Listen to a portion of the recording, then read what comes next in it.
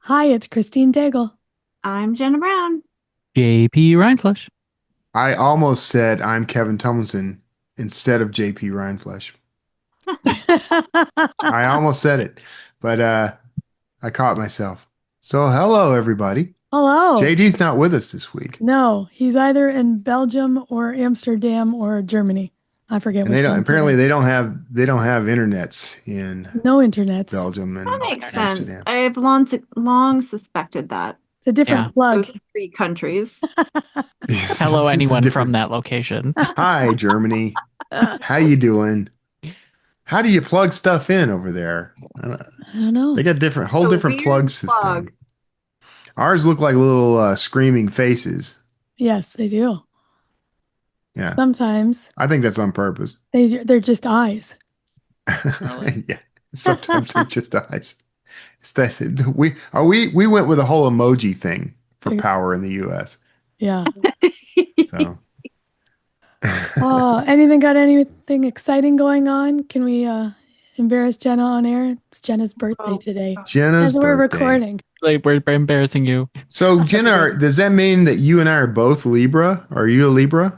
no, Oh, I okay. am Scorpio. Today is I I don't know usher what the in Scorpio season. yeah, I don't know what the difference is. I don't know what it means to be I'm meaner either than you Libra are, or is what it means. that tracks. Oh, Well, suddenly I'm a believer in this stuff. That's Yeah, That's all the shockingly, Kevin is supposed to be the more diplomatic of the two of us. I am very diplomatic, actually. It may not seem like it to the listening audience, but Very Libra of you. I'm very diplomatic. I believe it. I'm sure. duplicitous too. Am I? Oh, No, I didn't mean that. So, who else had anything good? Anything good happen this past week or so? I'm gonna get buntinis today. What is that? ooh, Is that alcohol? What is that's that? alcohol. I What's a don't know Oh, what there's that is. buntini? bunt cakes. This Yeah. What? place in Vegas makes, they're called buntinis, and they're basically like little mini bunt cupcakes. Lovely. Okay. What Yeah. flavor? That's important. Okay, so we're getting it, you get to pick your variety pack. It's like vanilla and double chocolate chip, red velvet, white chocolate raspberry, strawberries and cream. Ooh, Yeah, a confetti birthday Everybody one, hungry. obviously. obviously. Obviously. I don't know. There's like, oh, an Oreo cookie cake. All Okay. the flavors. So you're I just can't getting eat all any of the that flavors. stuff, so Sounds enjoy. delicious. Yeah, I try not to eat too much of that delicious carbs and sugar, but it is my It's birthday, your so I birthday. Yeah. will be eating the delicious carbs and sugar on That's this right. glorious day of my birth. Do what you want. International Diabetes Day. It's also Uh, slap your coworker in the face day. It is. Hey, And that damn should it. tell you all you need to know about Scorpio season. I am my only coworker. I've been smacking myself all right? day. So Interesting. we're still downsizing. So that's what all my extra time has gone to. But Yeah. we had our first garage sale of several on Saturday last week, How'd and it so go? went really well. Went really well. And I hate doing garage sales here anyway. I used to love doing them when we were in our old house because you get these guys. There's I don't know, maybe every neighborhood has this. You guys tell me if you've ever experienced this. But there's these guys who come around and they have pickup trucks, and they generally what they do is they go around on like trash day and they pick up Yeah, we anything. have one of Yeah. those. Yeah. So those guys love coming to garage sales back where I came from, Hmm. and like because they'd buy anything, man. As long as they could get a good bargain on yard tools or whatever, they'd buy all the yard tools because they take them to the flea market and resell them. So I had a habit of going around like the evening before trash day and picking up all the stuff that people put out by the curb and then putting it in my garage sale. So like I made like $1,800 one year That's by doing genius. Wow. that. That's, So yeah. pro tip. But here they Cool. don't do that stuff. They don't. No one puts anything out, and the people Mm. who come by are like, "Oh, this." They for some reason they expect everything to be like retail quality, even though I'm only charging you $1 for this chair. You want it to be like blemish free, and there's a scratch on the back. You know, Yeah, it's $1. Dollar. Kara does not understand. She does not get the concept of price to sell, right? She's hung up on sort of we paid X. I'm like, you look, if you want to hold on to it, if you want to keep it, then by all means price that thing at $400. But nobody's going to buy that at a garage sale, you know. So I'm now that we're a little further along, we're really committed on this like downsizing minimalist thing now. Like we've gotten rid of things that I've held on to literally all my life. I've had some of this stuff. And so she's finally kind of getting in that same mindset. So last night we sold like this IKEA cabinet thing she'd built. She was real proud of it. She wanted a ton of money for it. And somebody popped up. I was gonna repost it for like $100, and somebody just happened to pop up and say, "Hey, I'll give you $250 for it." And so we sold it last night, and she was all on board. 2 weeks ago, she was upset at the very idea of selling it for less than like $500. So Oh, so progress. All right. Yeah. Yay. That's pretty She neat. doesn't listen to this show, so I can say anything I want. Yeah. So. All Well, right. I guess we it's better do the news. we better do the news. Sorry about that, clearing my throat. Okay, so first up, new report urges publishers to capitalize on hidden strengths. Books get only about 5% of US media time, yet 60% of people want to read more, and most give reading their full attention.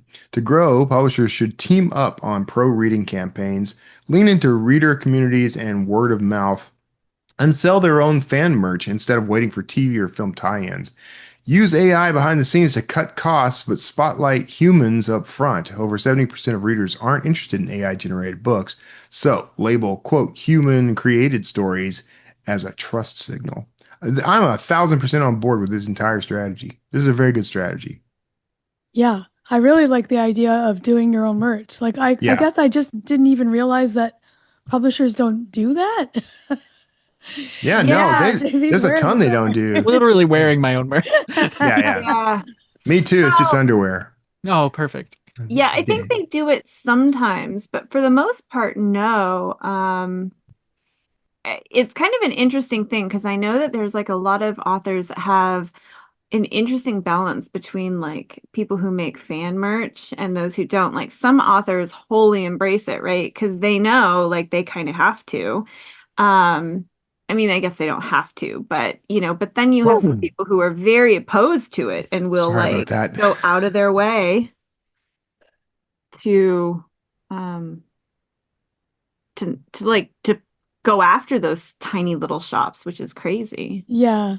Although I do try like to buy it from the author when I'm buying merch versus people who are doing Yeah. fan stuff. I Yeah. may have bought a Dungeon Crawler Carl shirt Yeah. and then seen a million knockoffs in my Instapeak. That could have happened. So that's the real trick, though, is like coming up with merch that isn't just junk, right? That Yeah. people actually want to buy, and that still represents you as a brand and as a Yeah. your books as a product. Yeah. I would love to do like there was a craze there for a minute where people were using AI to generate action figures for their stories and stuff. I'm like, that's cool and all, but I want the real thing. I want to be able to offer like a Dan Kotler action figure. Actually, I want to offer a Kevin Tumlinson action figure. I mean, I'm sure it's pretty smart though if you are an author out there in the world, whether traditional or indie, and we all have seen shops and stuff that we like. I'm sure if you reached out and worked with them, like it's kind of the best of both worlds, right? Like you get to direct people to them, they get to create what you can't, and you can and then you have a little bit of say in the design and things like that. Like I think that's actually really smart to do. I love fan merch, like especially t-shirts. Like I'll wear those.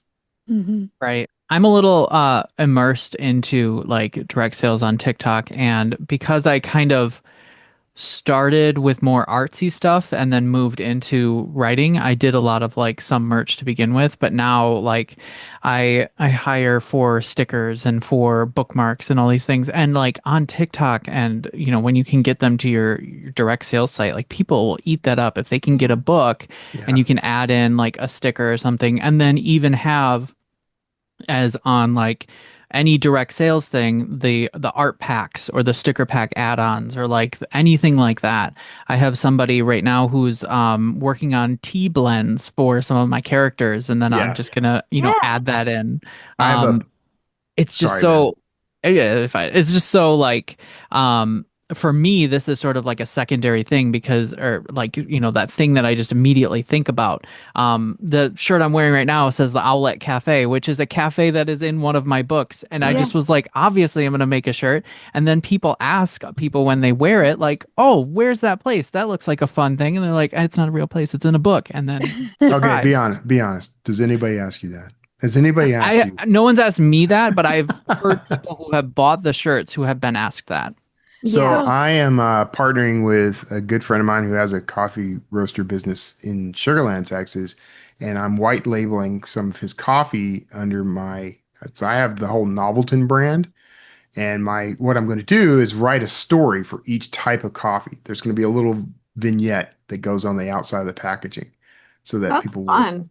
want to that's buy cool. each bag. Yeah. So I So, mean, I think stuff like that is really interesting, and especially if you want to like help with early buzz, like those influencer boxes, yeah, and you create, find the bookstagrammers that or the TikTokers that you like and put together, stickers and, just things.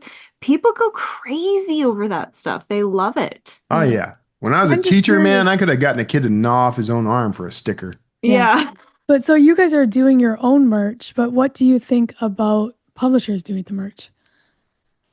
I think they should do it. Yeah. I mean, I guess Yeah.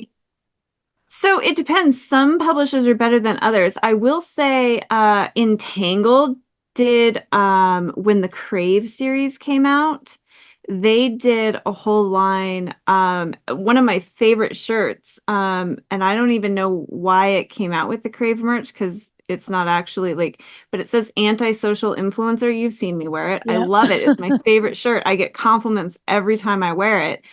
Came from Entangled.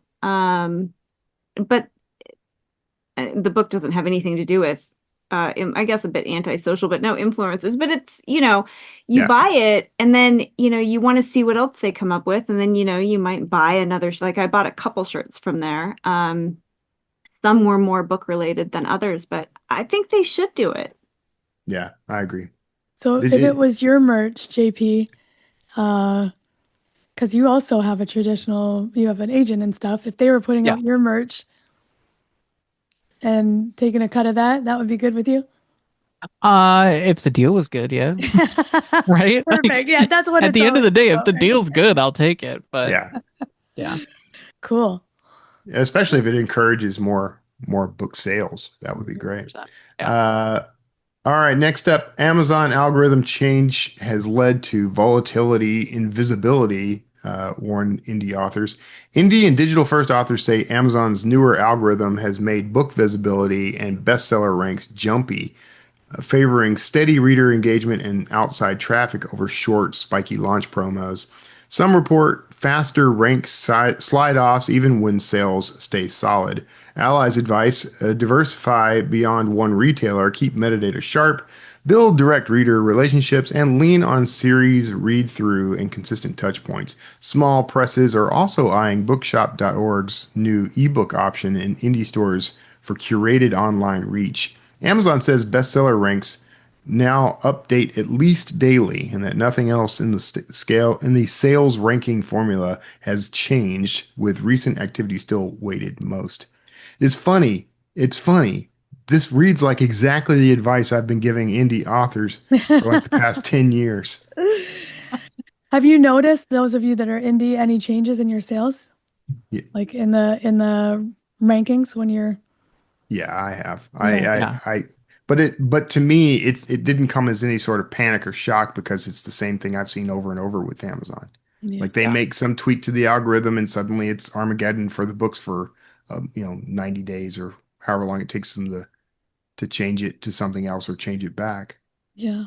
I I feel don't like that happens necessarily think on that's bad. every algorithm. Yeah, but I don't think steady sales is necessarily bad. Like that's kind of what we've wanted all along. Like this don't push for promo and just care about those first 2 weeks. Yeah, I actually do a lot less of the big bang promos on launch than I used to do. I mean, I used to make a huge deal of a launch, and now I make a huge deal to my curated list of readers, and then I don't try to blow it out beyond that because I've got enough readers on my mailing list that this is kind of a cheat, really. But I mean, they're gonna buy that book, and it's gonna rise up in the ranks.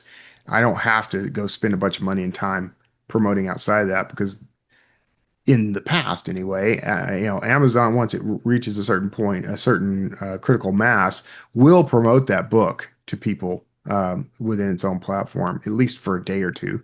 It used to be like, I could count on a Halo for like 90 days, and now it's like, 90 minutes. But as long as my readers are finding and buying it, it's fine. And then you get a nice sort of steady trickle.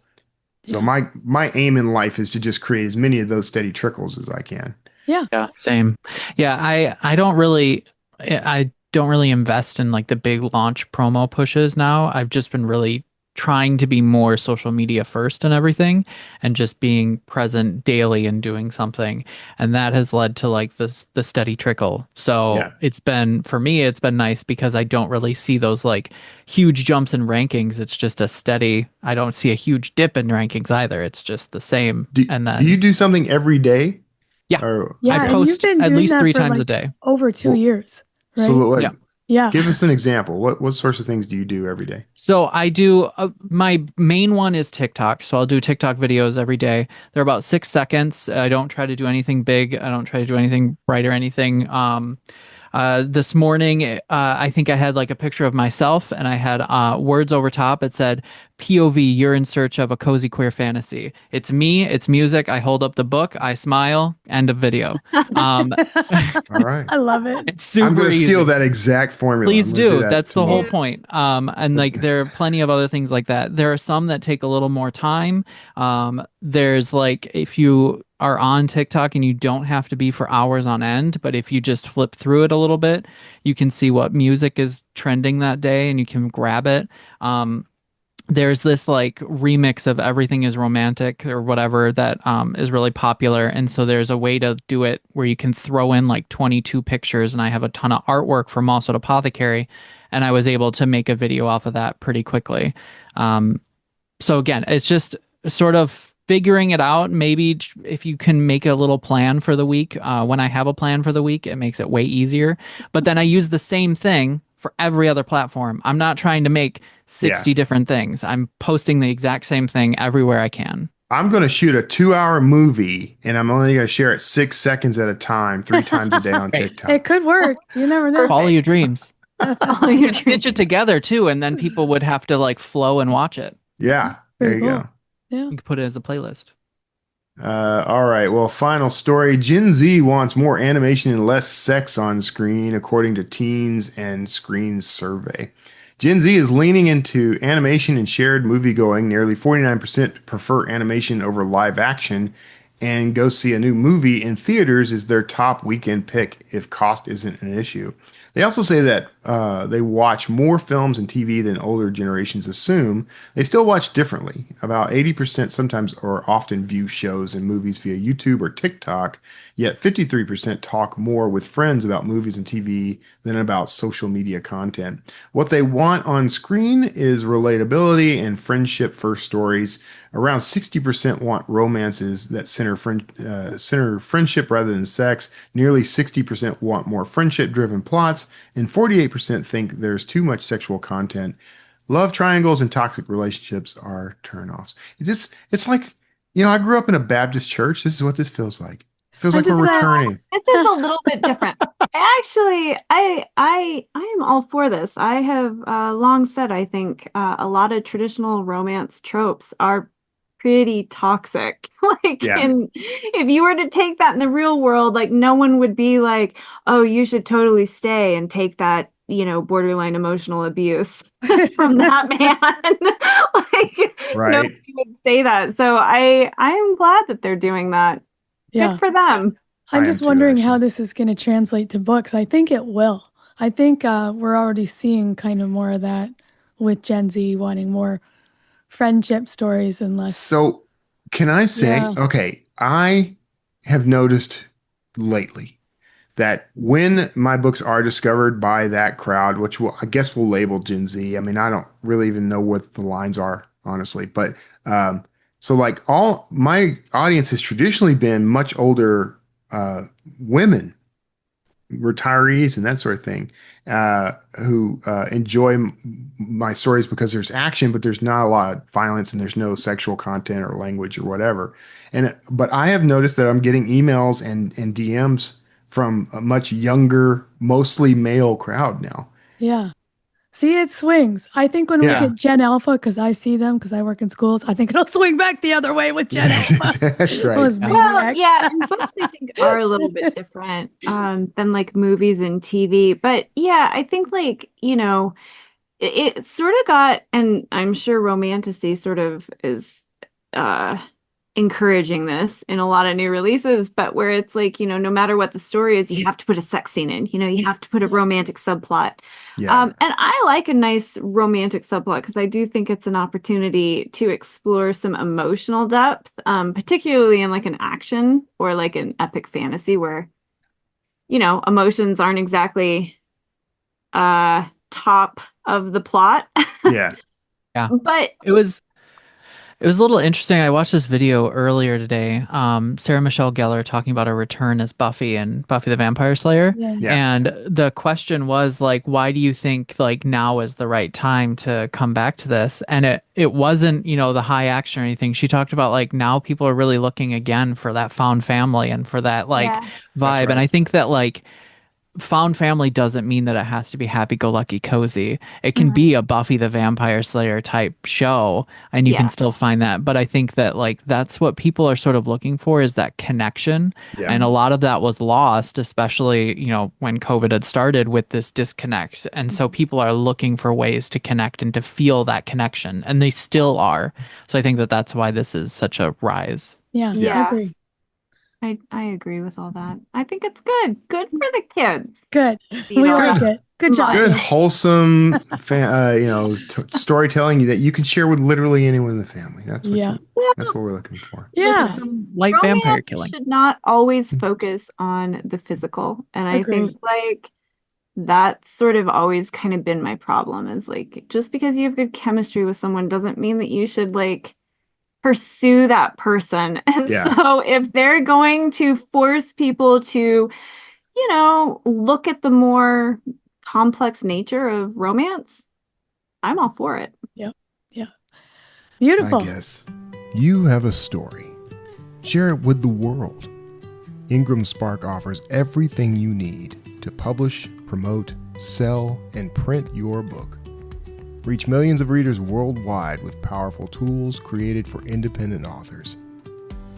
Get started for free at ingramspark.com/learn more. All right. So up this week, it's Edoardo Ballerini. Edoardo is an award-winning narrator of audiobooks, a familiar face on screens, from The Sopranos to the recent A Murder at the End of the World. So here he is, Edoardo Ballerini. I am really piqued. I'm interested in this topic because as we record this, I am actually in New Orleans, and I've already talked to a handful of vendors and people who are doing audiobooks, and they're doing AI audiobooks as well as, bringing in human narrators. So we got the perfect guest to talk about that, Edoardo Ballerini. Welcome to the show. Thanks, man. I'm excited to talk about this. I've definitely got some thoughts about the whole AI phenomenon. I want to hear them. And it could be I don't know, it can be controversial. Are your thoughts controversial? Are we gonna I suppose my thoughts might be controversial from the actor's standpoint in that Yeah. I'm not totally opposed to Oh, AI stuff. okay. Well, we'll get to So, that then. yeah. First thing I want to do is like, because you've got a pretty eclectic background, beyond just doing audio work. You're an actor as well. Like you were in The Sopranos. I I recognize you was. from The Sopranos. Yeah, yeah. What are some of the other things Oh you've God, there's a done? lot of shows. Sopranos, Boardwalk Empire, Yeah. 24. The most recent one was the Hulu series, A Murder at the End of the World, Oh yeah. where I actually play an AI. So my worlds collided on It's all that one. coming around. Yeah. That's cool. So what was what caused the transition? Not a transition, I guess, because you still do both, but Yeah.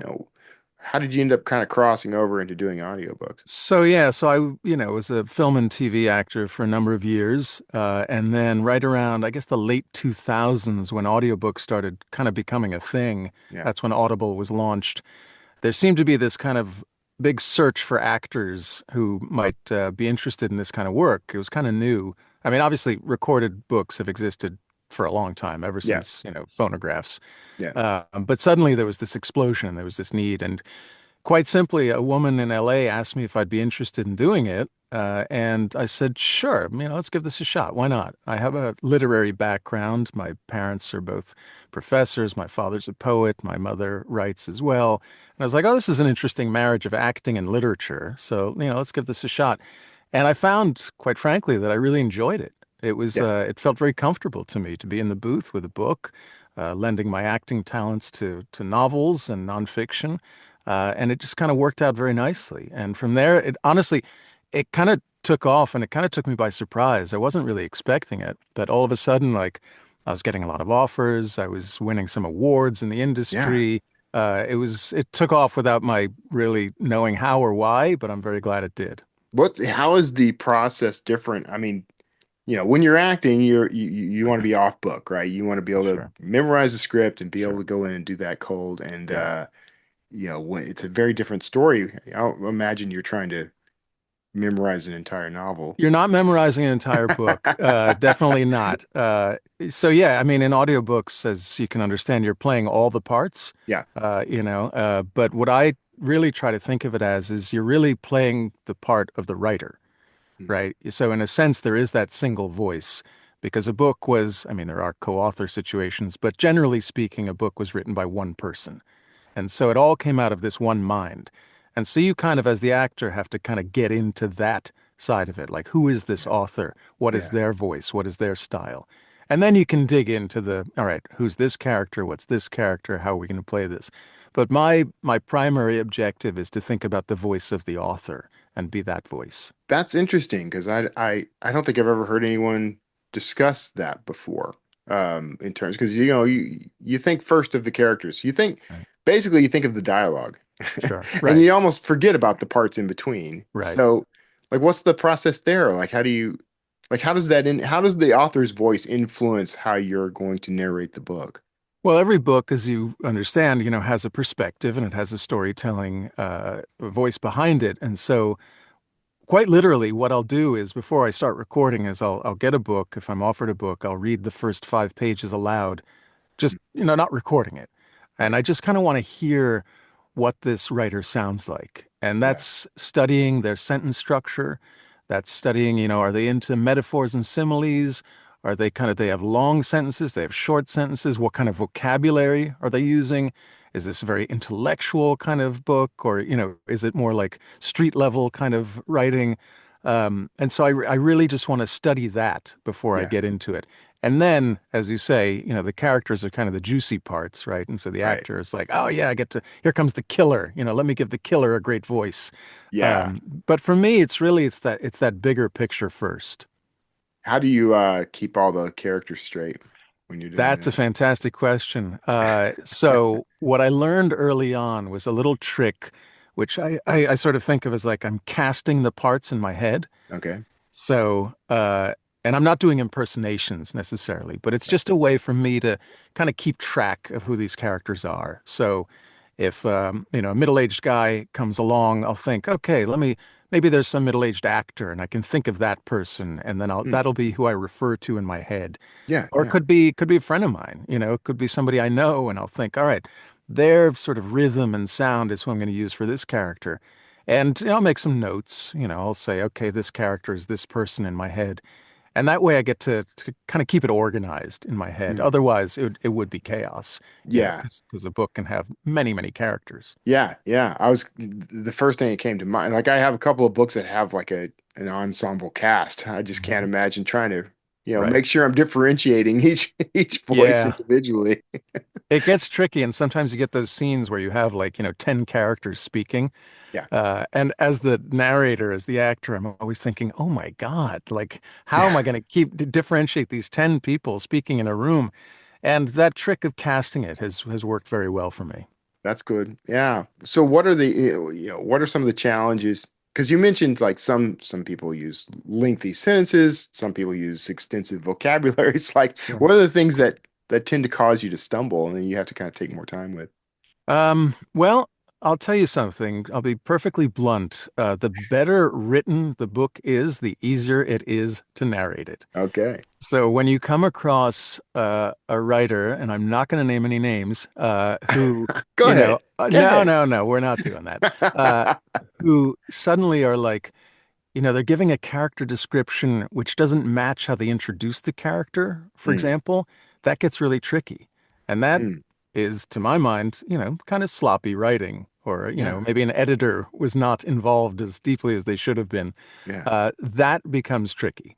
Ooh, Because then you, as the narrator, aren't quite sure what right. to do, right? You're like, well, this character was described as wimpy in chapter one, and now suddenly they're described as being like really, that their underlying characteristic is this sort of aggressive thing. And it's like, well, this doesn't jibe. And I get the characters can change, Yeah, yeah. but, when you're talking about like what underpins a character, that gets tricky for me. That's interesting because I mean it almost makes it like I would almost want to hand you the book then, even Right. during the editing process. Right. Although that would be like, extra work for you, but Right. it's like, that's and people have made the argument that writers should read their work aloud while Yes. editing. Yeah. Absolutely. I had a professor in college who, when I was an undergrad in college, I wanted to be a writer myself, and I would bring him my stuff, and one day he said to me, you should really read your stuff aloud. Yeah. And I thought, okay, he didn't mean it for any professional purposes. He's just like, so you can hear it. So I went back to my dorm and I started reading my short stories and my little fiction aloud, and it really changed everything for me. Yeah. And I think Yeah. that was possibly where the seed was sort of planted in my head, Yeah. this idea of narration. Yeah. Yeah. What sort of things do you pick up on? Like I was given advice and I don't follow it, unfortunately, but to vary the sort of attributions that I use, because I use a lot. Stephen King kind of got me my head in the game of use he said and she said because that's Sure. you don't need much more than that. Don't get too Right. fancy. Right. But when it comes to the narration, it Yeah. gets really repetitive. So It's a funny thing. I've heard this before, that like the he said, she said is almost extraneous when it comes to narration. If mm, you have a narrator who's doing their job, then you really should know when a different character is speaking, right? yeah, yeah, But obviously, what we are doing is taking something in print and just reading everything. We're not here to edit it. yeah. And that actually brings up another point, which I wanted to say, is that the narrator's job is really in service to the writer, much Mm, more so than I would say, compared to a screenplay or a stage play, even, where it's almost expected that the actor is going to make some choices which aren't necessarily yeah, written there. And sort of that is what becomes exciting sometimes, right? An actor makes a choice which nobody expected, and yeah. it's different, and it wasn't there in the screenplay or the play. But in narration, you're really beholden to what is in front of you, right? Mm, And so, for example, if you get an attribution, you know, he screamed, mm, you're kind of obligated to scream the line, yeah, to a point. Whereas in a screenplay, let's say, you might say, you know what? I think my character wouldn't scream here. yeah. And a director might say, oh, that's a really bold choice. Let's go with that. Right, But you, right. you don't do that in narration. Have you ever had an author just kind of give you carte blanche to just make those decisions, make those No, choices? the only experience I had, and this was really fascinating. So Jess Walter, the Hmm, author, and I collaborated on a okay. piece. It was an Audible original called The Angel of Rome, and so it was based on a story from my life. And Jess thought it was a really fascinating tale, and he was like, "This would make a great story. Do you want to work on it together?" And I said, "Sure." And so Jess came to New York, and we got together for like a week, and he would write, and then we would get together, and I would read, and so we were kind of workshopping it as we went Yeah. along, and that was fascinating because then we started to mold the characters together, and we started to mold the action together. And so that was really the only time when it was like side by side with an author creating something. Yeah. But it was a very different process than any other. That's actually kind of fascinating. I would go in for something like that, Yeah, and just Jess now says, "Oh, I wish I had you just, to read all my stuff as I'm working on my novels and stuff." I was like, did you "Well, get like a co-author credit for I did, that? yeah, That's yeah. pretty I am cool. the Yeah. co-author of that one. Yeah. That had to be a ton of work though. Like that's got to be a lot more work than either of you would have been used to with a Yeah, single well, book. yeah, I mean, to be fair, it was a 20,000 word piece, so Okay. it's a shorter piece. Still, Um, 20,000 words is nothing to yeah, sneeze at when you're, it's it's a couple of hours in yeah. audio. Yeah, But no, it came out really well. And as I say, the story was based on something from my life, so it was even more special for me that way. yeah. Well, let's get to your promised super controversial take on on AI. Right, Because AI is here. We're not getting rid of it. It's not yeah, going away. yeah, And I confess I've used AI audio for some of my stuff. I've sure. narrated some things myself, but Hmm. hard for me to say what I prefer. It's definitely easier and cheaper for me to use AI, but not always the best choice. But let's I want to hear what you were, kind of getting to because you're not necessarily opposed to it, you said. No, so obviously, as an actor, I'm very protective of anything that is taking work away from Yeah, actors. yeah, And so let's start with that. At the same time, I think, well, two things. One is that when a technology becomes available, it's you can't really expect an industry just not to use it, yeah, right? It'd be like saying to the filmmakers out there, well, we know that you can shoot digital film, but we insist you shoot, Kodak film stock. right. It's like, well, this is here, so let's figure out a way to use it.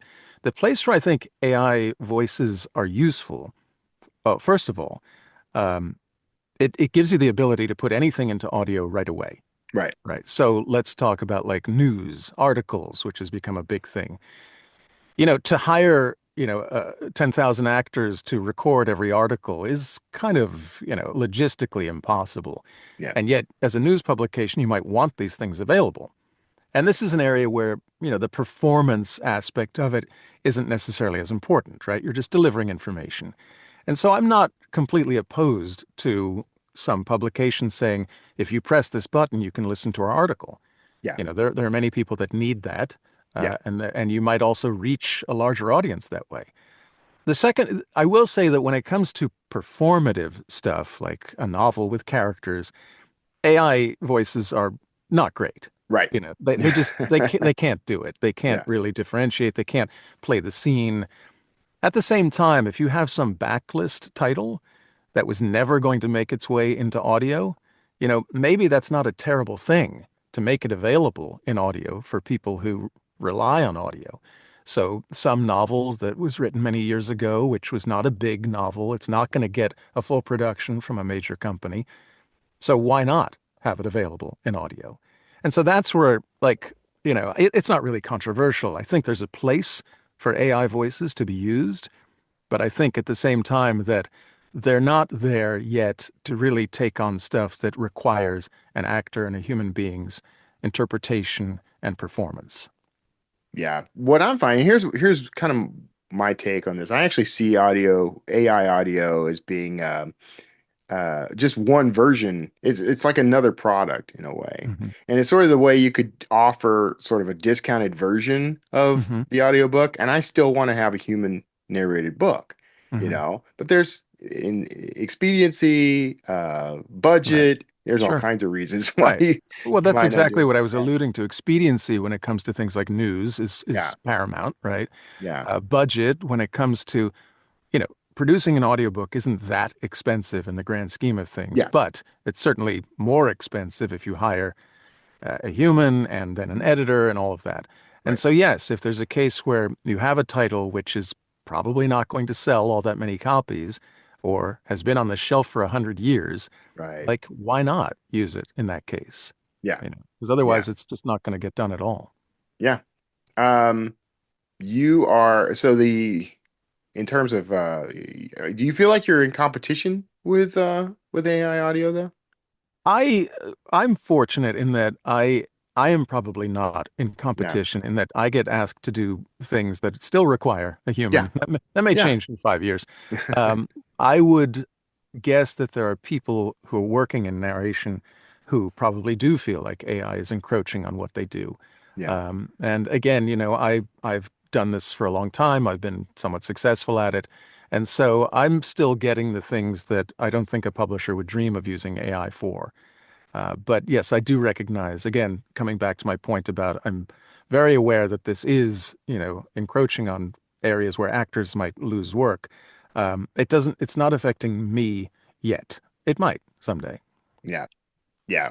Same, same as kind of I have my feeling is it's just like with writers. I think that Sure. there's going to be a shift where the human writer is their own market. There's Right. definitely still going to be just Sure. like now, there's the ebook market and then there's the print market, that sort of thing. I think it's going to go that route. Well, But I mean, you mentioned Stephen King earlier, yeah, like I don't know look, I'm not particularly well versed in how good AI writing is, but not great. it's Not not yet. great, right? It's But about you like could what you were describing with audio, actually. exactly you Yeah. could say, okay, ChatGPT, write me a Stephen King novel, Hmm. and maybe it could do a passable job, but it's probably still not a Stephen King novel, Right. right? I guess the concern or the thing to keep our eye on for all of us is that this stuff is only going to get better, Yeah. right? So we're really at the infancy with this. And then, it doesn't scare me so much in that technological shifts have always existed, and we Right. as creators and performers have always had to adapt to that, and so some people will probably get left behind, yes. Other people will emerge who might not have been able to do anything before. And this is unfortunately the nature of, the creative marketplace. It's always kind of been that way. Yeah.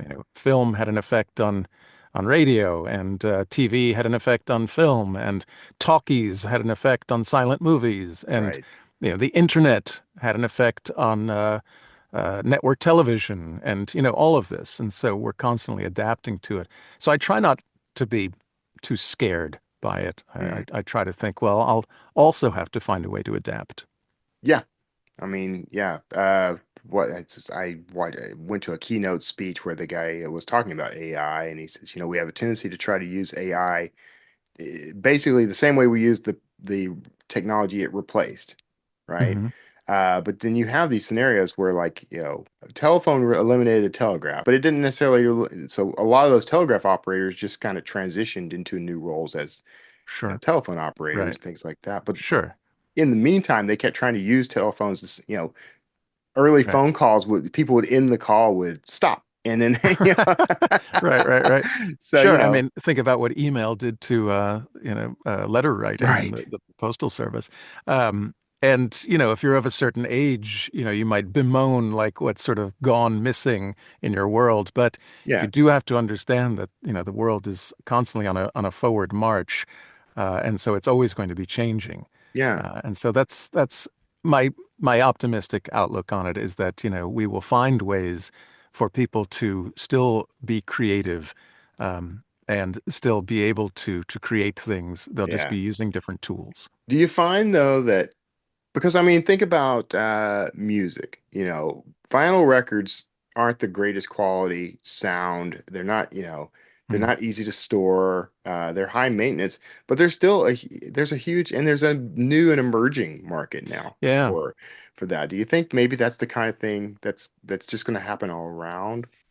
To a degree, yeah. I think my other take on it is that, it may become a narrower sort of usage, right? So Mm, maybe, uh, first of all, think about what recordings did to live readings, yeah, right? Once upon a time, you had authors quite literally, and now they do book tours where they talk about their books, but they used to literally do tours where they were reading their yeah, books, right? Um, I mean, even like you're going all the way back to like Dickens, right? He would Right. read his stuff, and Mark Twain would like read his stuff. And now, if they were alive, they would make an audiobook. And so it's just changing it. And so maybe the way, the live reading still exists. I mean, I myself do them from time to time, but they're not as big a thing as they used to be. So maybe this new technology is going to replace something to a degree. It probably won't get rid of it entirely. Yeah. It might just become a narrower field. Yeah. Let's talk a little bit about we kind of touched on this a little earlier, but when authors are crafting their work, what are some things you think they could do to kind of help with the audiobook process? Like, Uh, if you uh, could tap an author and say, before you get started, buddy, yeah. how about do this and it'll make Yeah. everything better? What would I, you tell them? I think your note to them to read their own work aloud first would probably be a good place to Hmm. start. They might realize they've used the same adjective, 5 times in a paragraph Yes. or something, right? Yeah. And that really jumps out when you're listening to it.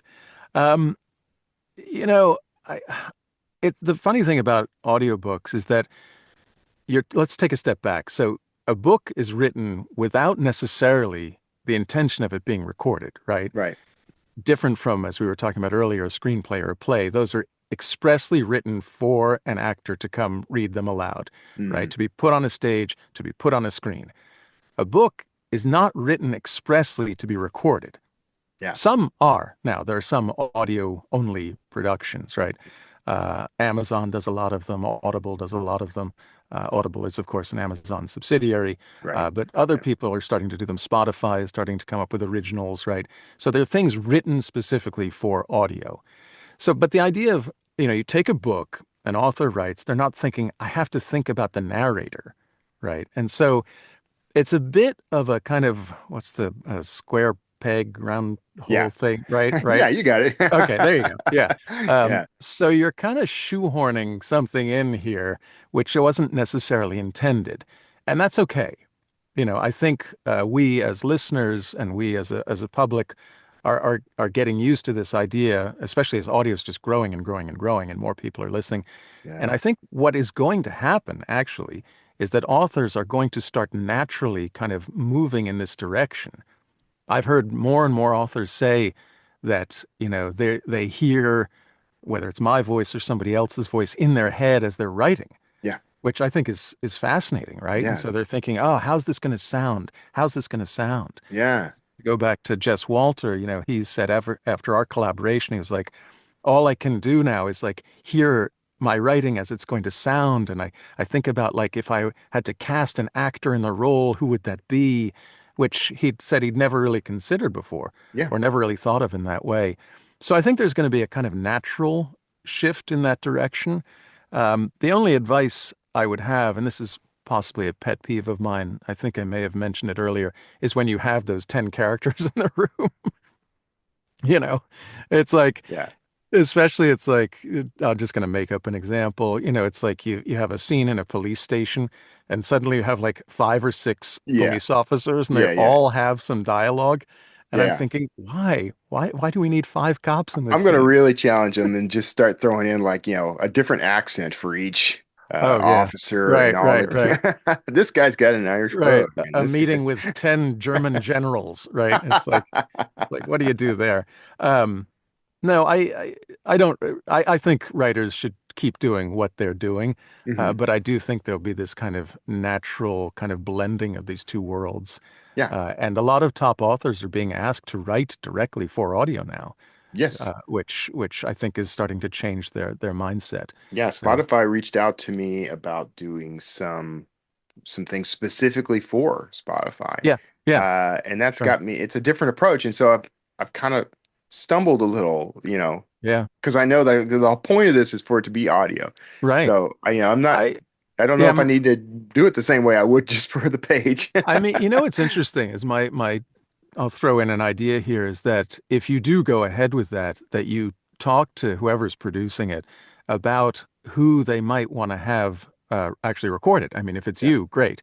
If it's somebody else, to get that person involved in the process as early as possible, Yeah. because I think that will change the way We'll it have comes them out. reach out to you, Eduardo. I have them reach out to me. I just did something with Spotify. They're wonderful people. They are wonderful people. Yeah. Yeah. Yeah. I got a lot of good friends who actually work there now. So, Oh, good. uh, so you've got me thinking now though that I'm like, well, wouldn't it be an interesting idea to once the book is ready, finished, my manuscript's done, it's gone through edit, to kind of take that and do an adaptation of it myself, specifically for audio. Do you think something like, I'm not recommending Wow. anybody do this. It's the Right. kind of suicidal thing that I would do. Right. This is a bit of a kamikaze mission you're on here.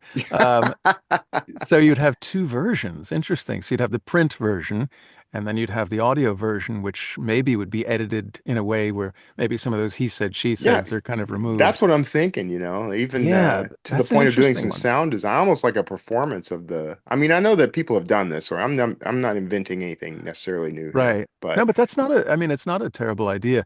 The only yeah, thing I guess that I've heard does happen is that some people will read and listen at the same time.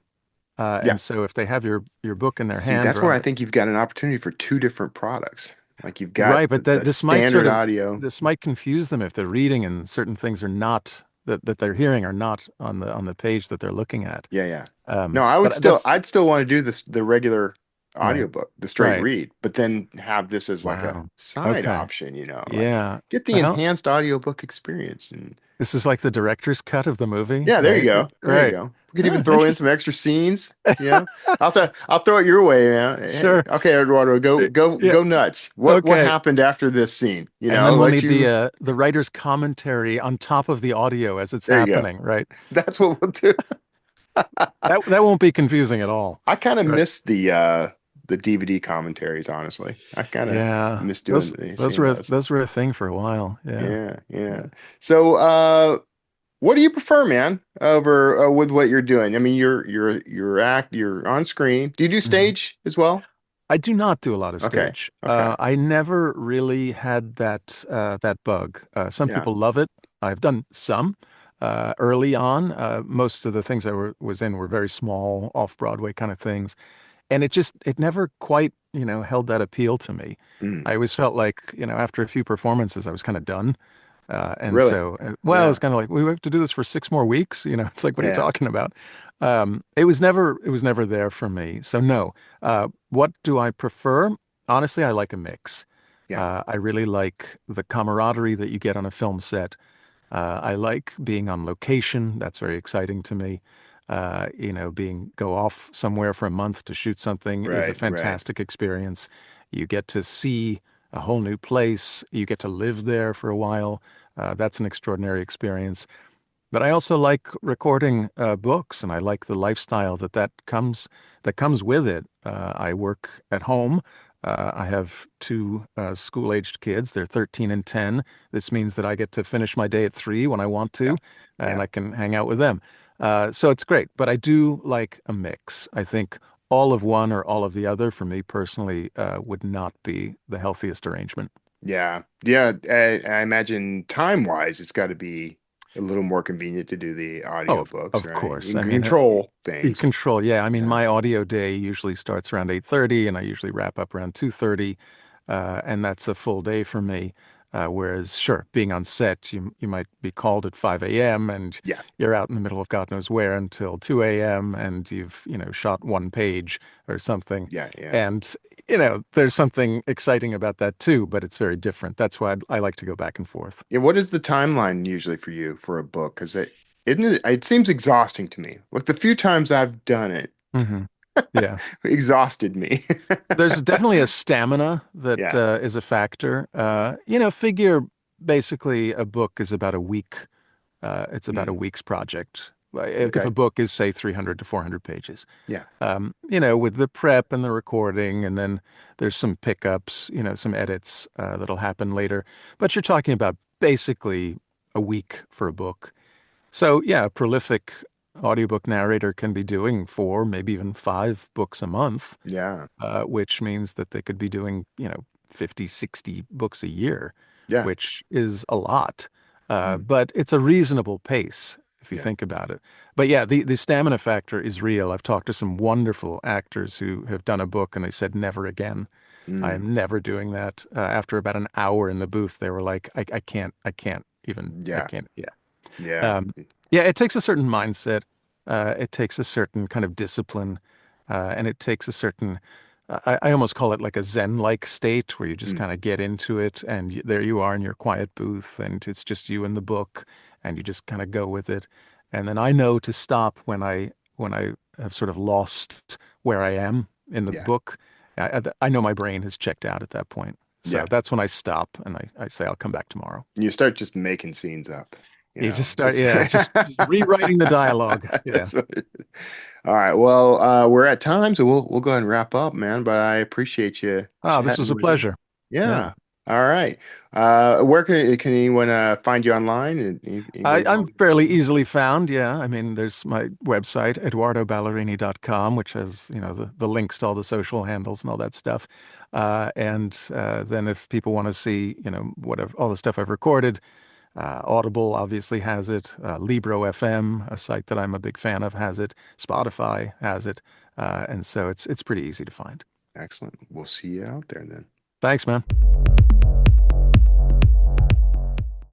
So, we ranged a lot in the chat and had a good time talking to Yeah. Eduardo. But one of the things he talked about was bringing his acting instincts into the booth and sort of playing the part of the writer.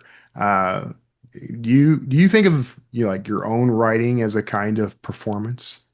Yes. Yeah. End of sentence. Yeah. It's the only way I can explain the I guy that have yells been more cut and comes and lately. changes all my clothes. Yeah, That's the only way I can especially since explain it. I've started listening to audiobooks. I've been very much thinking about it more. Um, I thought it was really interesting that he keeps an actor or person he knows in his head Yeah, the for each casting thing. character's voice, because I do that when I'm writing.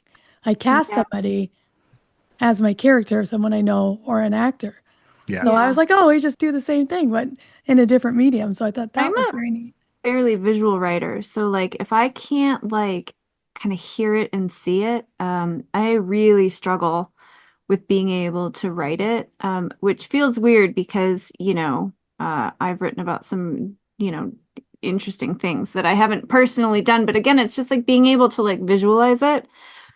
And I know like for me, one of the steps in my editing is actually reading the entire book out loud to myself. Um, so I think that that also plays a part in it, right? Because you kind of have to be able to, I guess, like you said, like perform in that way, to Hmm. hear, is this going right? Is this You flowing? know, Is it weird? I've done some screenwriting in my career, and I think it's been helpful to me to when I'm writing a scene, even if I'm not explicitly writing stage direction into that scene, for me to know that space. That's been very useful to know the setting and how it plays Mhm. a part in the story. And the same is true for, I have a pretty good ear for dialogue, and so, you want to avoid going overboard with like dialects and things like that, but the occasional like throwing in a little bit of dialect just to kind of tell the reader this is the type of person that you're watching or listening to. Like all those little elements that would go into writing a screenplay are very handy for kind of just even if it's just sort of subtly shaping how you approach the scene. You don't Yeah. necessarily have to write all that stuff in. You don't have to tell the reader exactly what's in the room and how it's arranged, but having a sort of mental map of that, Hmm. it bleeds through in the way that you write. Yeah, because I think at some point, ideally, you're writing a book and you want it to eventually have an audiobook, right? Yeah. And you want it to like maybe get picked up for TV or film rights. And so I think, kind of taking a step back and looking at your story from different perspectives, can only strengthen it because, if you think about like how would they put this scene on TV?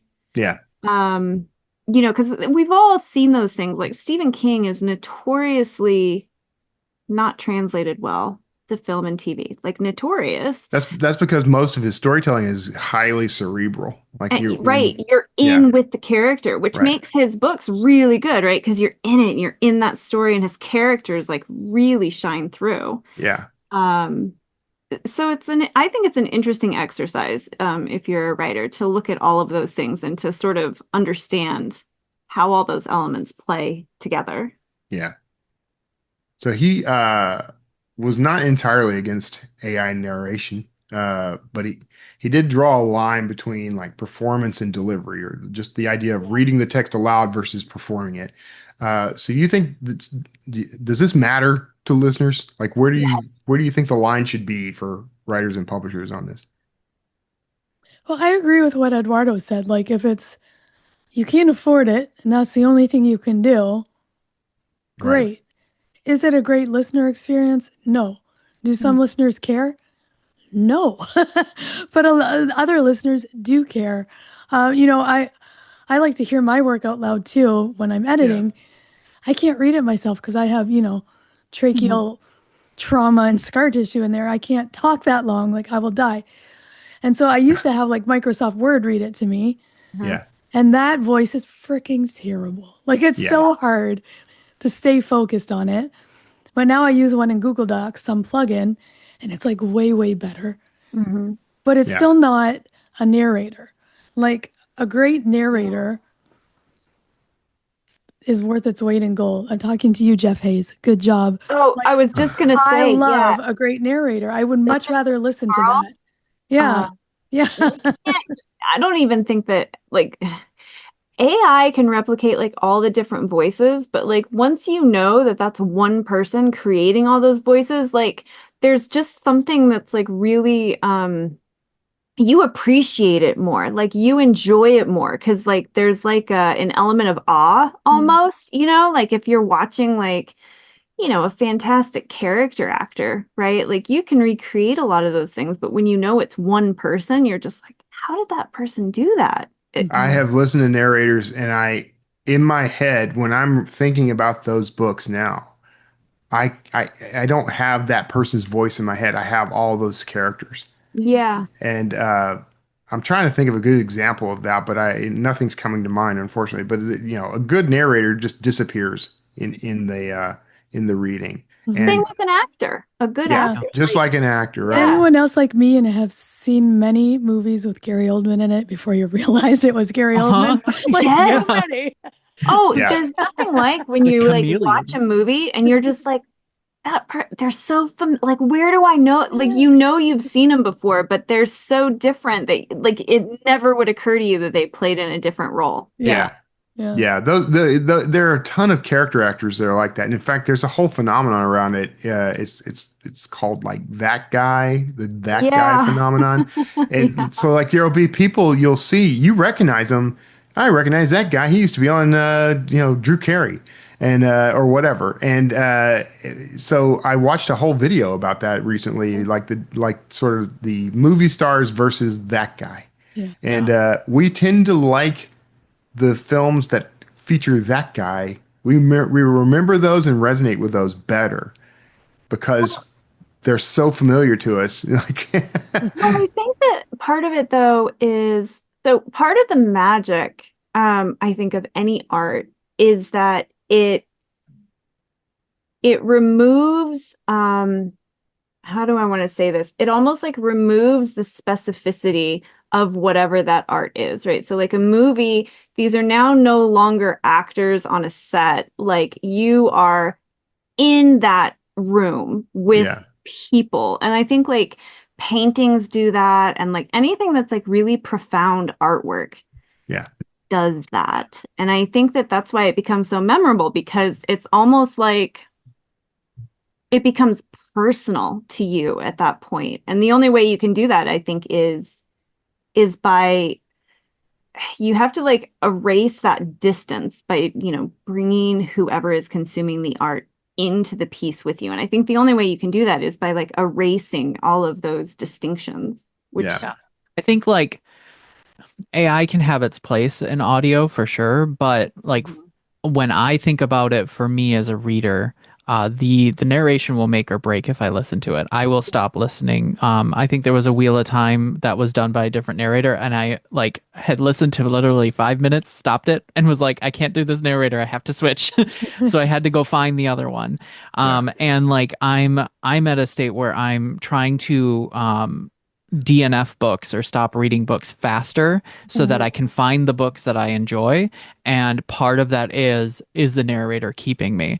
And so like for me, my experience, I really like the voice acted, well acted things. I did like what he said though about like fast information, so like news articles, because I would love some of those in more audio format, and realistically they never will be. I think that is like a really fascinating thing that I didn't even think about beforehand, that I'm like, oh, this would be really nice. Like you guys are snobs. I'm enjoying listening to Stephen Hawking reads the Harry Potter series.